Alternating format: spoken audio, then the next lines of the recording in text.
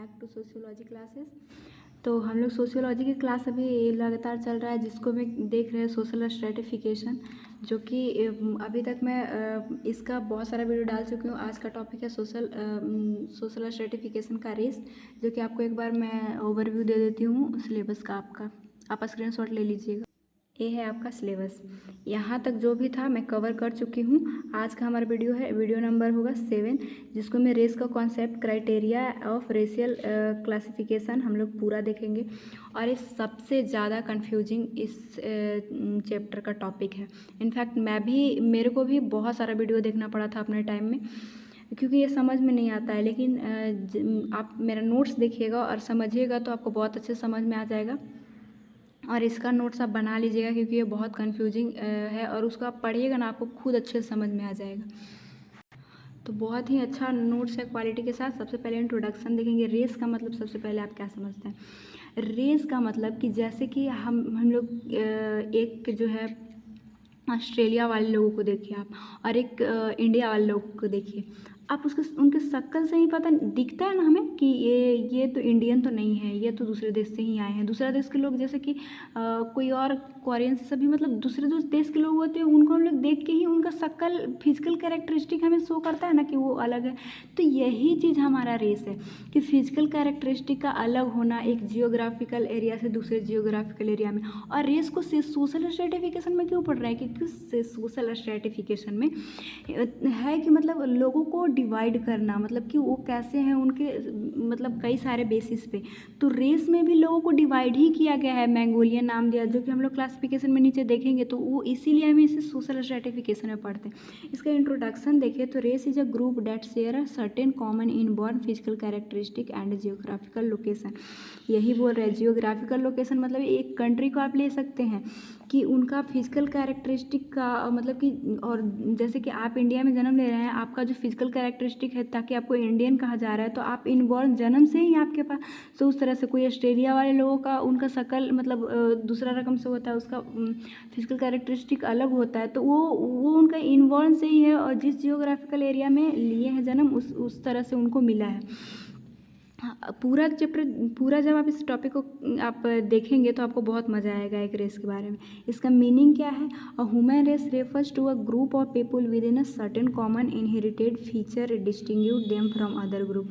यही कि रेस एक दूसरे से अलग ही तो कर रहा है, जैसे कि इंडिया वालों को ऑस्ट्रेलिया वाले से अलग कर रहा है। तो ये बोल रहा है कि रेफर करता है सर्टेन कॉमन इनहेरिटेड फीचर, मतलब ऑस्ट्रेलिया वाले के अपने ये इनहेरिटेड तो ही है कि मतलब अपने पूर्वजों से ही चला आ रहा है। नेक्स्ट आप डेफिनेशन 2 लिखिएगा। तो race consist number of breeds, मतलब ब्रीड्स का मतलब होता है नस्ल। यहाँ पे लिख भी मैं दी हूँ ताकि आप ना भूलें, आप नोट्स बनाए तो आप भी लिख लें।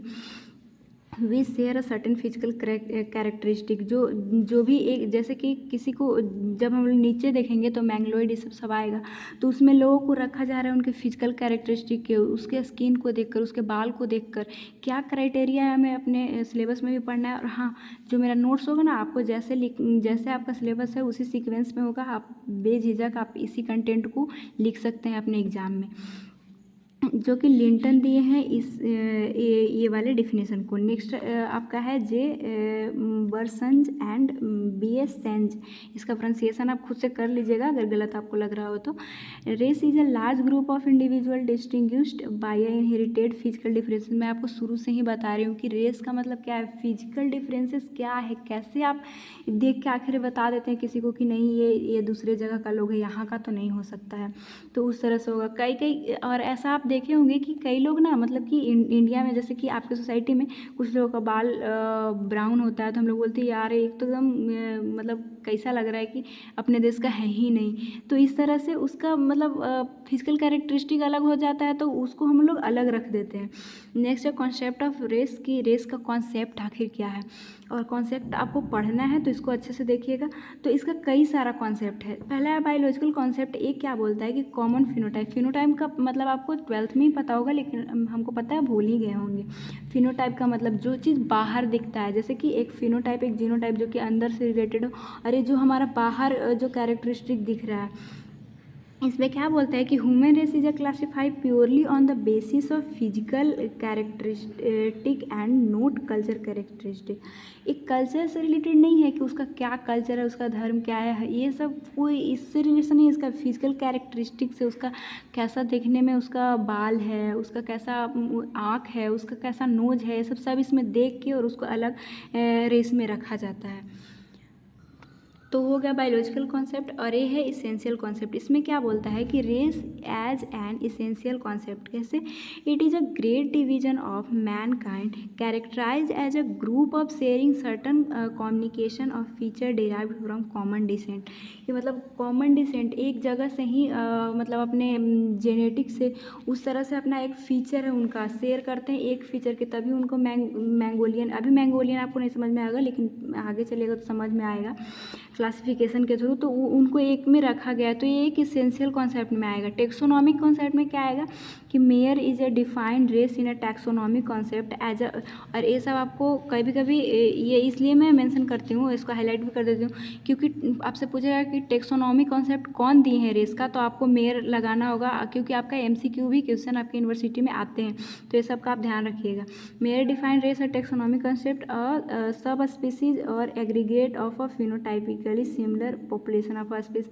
मतलब ये स्पीसीज से रिलेटेड है, जाति से रिलेटेड है। और इसको फिनोटाइप मतलब कि लोग बाहर उसके कलर को, उसके हेयर कैसा है, ऊफी है, मतलब करली है, ये सब देख के उनका स्किन कैसा है, ज़्यादा वाइट है, ब्लैक है, ये सब देखा गया। एक टेक्सोनॉमी कंसेप्ट में रखा गया। पॉपुलेशन कॉन्सेप्ट क्या बोलता है कि they are a neither individual nor particular genotype. बोलता है कि इसमें पॉपुलेशन कॉन्सेप्ट का मतलब आप क्या कर समझ रहे हैं? पॉपुलर, ये नहीं कि इंडिविजुअल, किसी एक में नहीं। जैसे कि जिस रेस में ब्रॉड लेवल पे आते हैं, जैसे ऑस्ट्रेलिया एक पूरा देश है और उसके अंदर जो लोग आ रहे हैं उसको अलग रेस से बोला जाता है। तो और इंडिया में तो इसमें बहुत सारे लोग रहते हैं। ऐसा ये पॉपुलर कॉन्सेप्ट ऐसा नहीं कि एक के लिए है, पूरा के लिए है। और they consist of individual who differ genetically among the themselves. उसमें इसमें जो है वो जैसे कि एक रेस से अगर दूसरे रेस में आप जाइएगा तो जेनेटिकली ही डिफरेंस मिल जाएंगे। वो मतलब उनका इनका कैरेक्टरिस्टिक अलग है, इनका कैरेक्टरिस्टिक अलग है। तो इस तरह से ये पॉपुलेशन कॉन्सेप्ट हो गया। फिर है जेनेटिकल कॉन्सेप्ट। तो ये तो आपको खुद समझ में आ रहा होगा कि पॉपुलेशन जो कि डिफ़र करते हैं फ्रीक्वेंटली सम जीन टू और अदर जीन से। मतलब इसे जीन से रिलेटेड, उनके जीन में ही कोई बदलाव हुआ जिसके कारण वो फिजिकली उनका अलग दिखने लगा। तो ये सब कॉन्सेप्ट है, इसी के बेसिस पे जो है वो एक रेस का ये हुआ है। एक रेस मतलब क्लासीफाई किया गया है, लोगों को अलग अलग रेस में बांटा गया है। फिर है क्राइटेरिया। अगर आप लेके चले कि रेशियल क्लासिफिकेशन का क्राइटेरिया क्या है, जैसे कि आप अपने सिलेबस में भी देखे थे। तो उसका क्राइटेरिया के लिए ये आपको इससे आप बहुत अच्छे से समझ जाइएगा। देखिए क्राइटेरिया क्या था कि उनको रेशियल क्लासिफिकेशन किस मतलब कि किस बेसिस पे रेस को क्लासिफाई किया जा रहा है, उसको अलग रेस में रखा जा रहा है, इसको अलग रेस में रखा जाता है।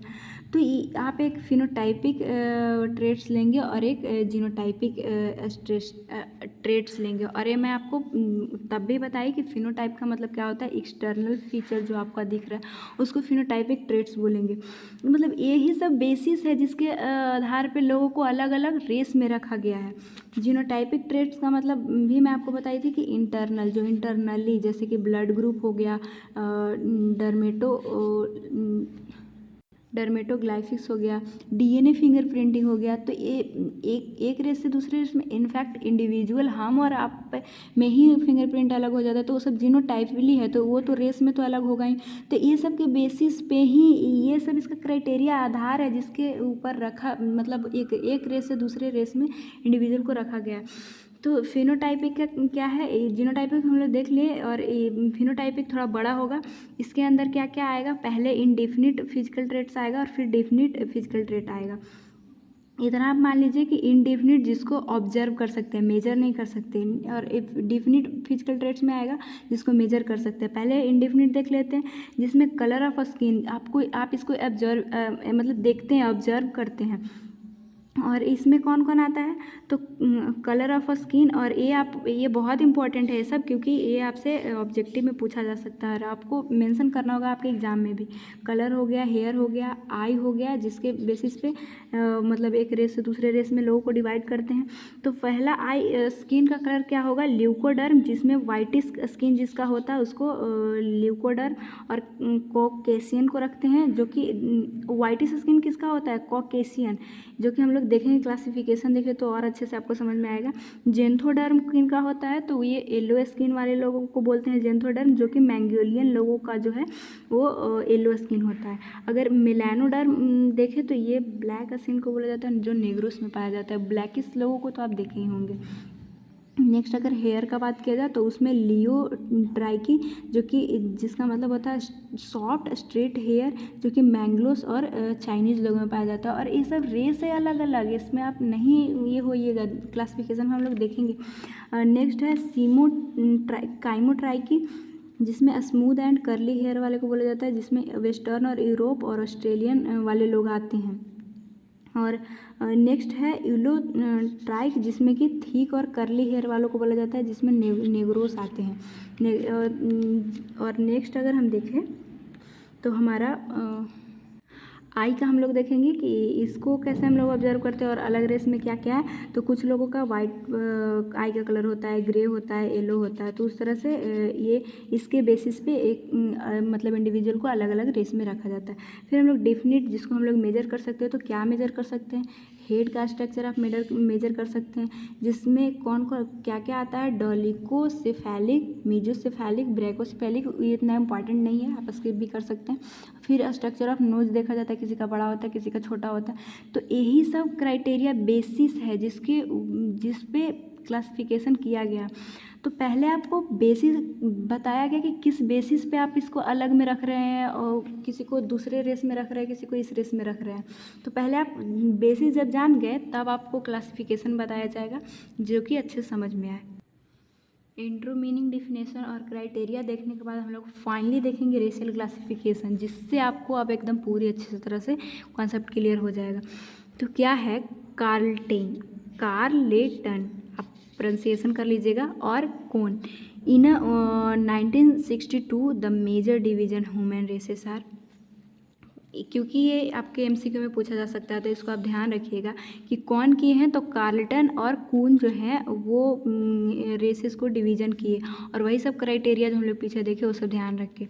जिसको में क्या क्या क्लासिफिकेशन हुआ, तो कॉकैसोइड, फिर है मैंगलोइड, नेक्स्ट है नेग्रोइड, और लास्ट है हमारा ऑस्ट्रेलोइड। तो ये चार रेस को चार भागों में क्लासिफिकेशन किया गया। तो कैसे मतलब केसोइड किसको रखा गया, कैसा उसका कैरेक्टरिस्टिक था, कैसा उसका फिजिकल स्ट्रक्चर था। तो ये जो है कैरेक्टराइज हुआ, इसका विशेषता यह था कि जिन लोगों का लाइट स्किन कलर था, vary from white to dark whitish, मतलब कि वाइटिश। और इसमें कौन लोग पाए जाते थे, इसका मतलब ये है कि इनका लाइट स्किन कलर था, और जो कि वेरी कर रहा था वाइट से और डार्क वाइट से। इसमें कौन लोग आए, तो इसमें जो है ब्रिटिश आइसलैंड के लोग हैं, उनको इस रेस में रखा गया। सेंट्रल एशिया के लोग और पुर्तगाली लोग को ये रेस में रखा गया। फिर है मैंगोलोइड में किनको रखा गया, इनका कैरेक्टरिस्टिक पहले क्या था, तो येलो और लाइट येलो स्किन कलर, और फिर light whitish skin, straight and black hair, इनका स्ट्रेट हेयर रहेगा, ब्लैक हेयर रहेगा, और स्मॉल आई रहेगा, आई जो है स्मॉल रहेगा, एंड स्लाइट बिल्ड। तो इनका आई जो है वो थोड़ा स्मॉल रहेगा, वाइटिश हो गया स्किन, हेयर जो है वो ब्लैक रहेगा, स्ट्रेट रहेगा। और इनमें कौन लोग आते हैं, तो चाइनीज़ लोगों को कौन नहीं जानता, ये चाइनीज़ लोगों को मैंगलोइड रेस में रखा गया है, जापान के लोगों को नॉर्थ ईस्टर्न और इंडिया को। अब चाइनीज़ लोगों को अगर अभी भी गूगल पे देखिएगा, उनके आई जो है वो स्मॉल रहते हैं, थोड़ा थोड़ा स्मॉल दिखेगा उनका आई। तो ये वो जो है मैंगलोइड रेस में रखा गया। नेग्रोइड में किनको रखा गया, तो वो जो है characterise by dark skin colour, इनका स्किन जो है वो डार्क होगा, ब्लैक होगा, और उल्ली हेयर होगा, और वाइड नोज होगा, नोज जो है वो एकदम मतलब कि चौड़ा होगा, और फोरहेड जो है ये वाइड नोज एंड फोरहेड दोनों वाइड होगा और थिक लिप्स होगा, लिप्स जो है वो मोटा होगा।